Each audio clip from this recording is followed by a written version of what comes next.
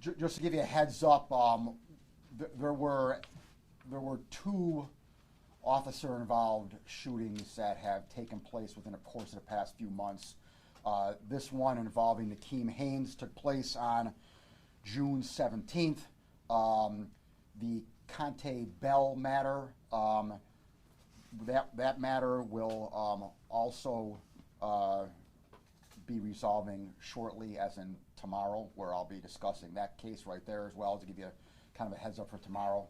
But today, we're going to deal with the officer-involved shooting that happened on June 17th. This morning, in front of Judge Givens, Nakeem Haynes was arraigned on the indictment. If you recall, originally we charged Mr. Haynes with the attempted murder of two police officers, actually one police officer at a time. We only charged the initial arrest was on the attempted murder for the one police officer who was in the driver's seat, because the alleged bullet that went through the police windshield was closer to the driver's side. So when we made the initial arrest back in June, we charged one count of the attempted murder. When we put the matter in a grand jury, we added an additional charge of attempted murder on the second police officer, who was also at the scene as well. And we also charged Mr. Haynes with the murder of a 63-year-old victim who was allegedly sitting outside of a laundromat there at the corner of Broadway and Sears on that occasion, which was the first thing that the police officers kind of rolled up on when they got to that scene. So the basic allegations of the facts in this matter are at approximately 7:18 p.m. Two Buffalo police officers driving in one patrol car happened to roll up on the corner of Broadway and Sears. At that time, Mr. Haynes allegedly murdered a 63-year-old victim who was sitting out in front of the laundromat at that corner. Mr. Haynes then allegedly took off after multiple shots were fired that struck the 63-year-old victim, including one shot that allegedly hit him in the head. The police officers in the vehicle kind of approached Mr. Haynes as he was allegedly running away. At one point, they got kind of by a building, where at that point, the defendant allegedly got up on the police officer's hood and fired one shot into the windshield of the police car. Again, that shot went more toward the driver's side and actually hit the police officer's holster, who was sitting in the driver's seat of the police car. The defendant then allegedly got off the hood of the car and started running toward the Plater Street area, which is one block up from Sears on Broadway. The two Buffalo police officers engaged in a foot chase. There were multiple shots that were fired by the police officers at the defendant, and we are alleging that while the chase occurred, there was at least one shot fired by the defendant toward the police officers as they were chasing him on foot. So the two additional charges that were added today during the grand jury were the murder of the 63-year-old victim and the attempted murder of the second Buffalo police officer who was at the scene that day. Like I said, there were multiple shots that were fired at the victim, who succumbed to the homicide there out in front of the laundromat. There were multiple shots fired by the police officers at Mr. Haynes.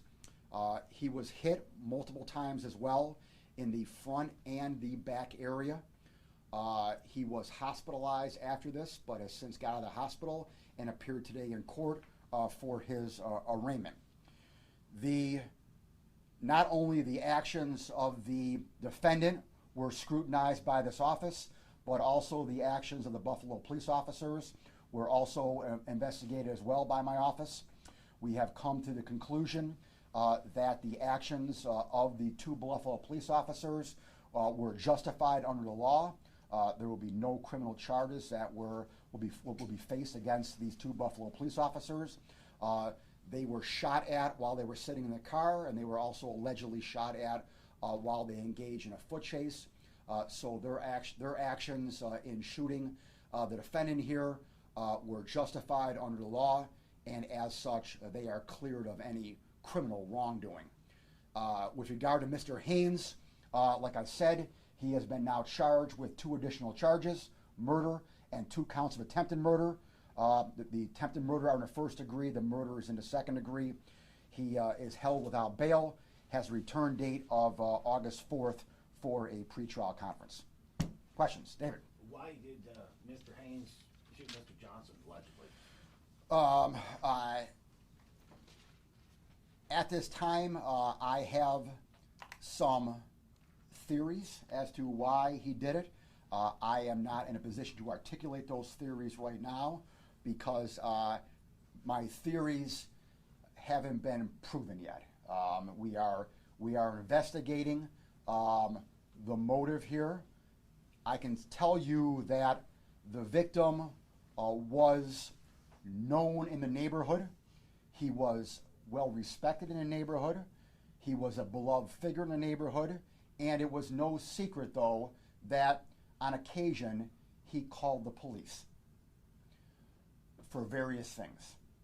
And so we are looking into whether or not this was a retaliation of some degree. We're looking into whether or not he was just, a busybody in the neighborhood and the defendant didn't like that. So there are multiple things that I am looking at right now, but I am not going to confirm or deny any of the theories that I have percolating in my mind. Well, when you say known to call police, was he kind of a neighborhood watch guy type of guy? In the street term snitch, did he often tell police what was going on in his neighborhood? I'm not going to elaborate and get in the weeds on that any further than what I've said.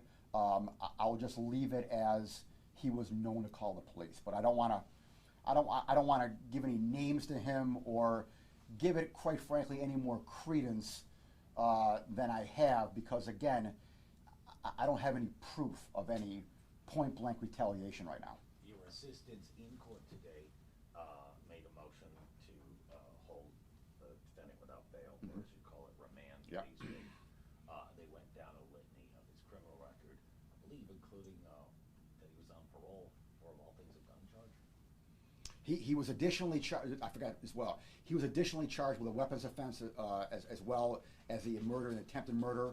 I will let what my ADAs said stand on the record there. Again, it would be unfair of me now to comment or to further articulate his past criminal history because, again, I want Mr. Haynes to have a fair trial, and I'm going to do nothing to give him, not give him a fair trial. So I will not comment at all on his past record. I will let stand, though, what was said in open court, though. Anything else? All good? Okay. All right. Thank you.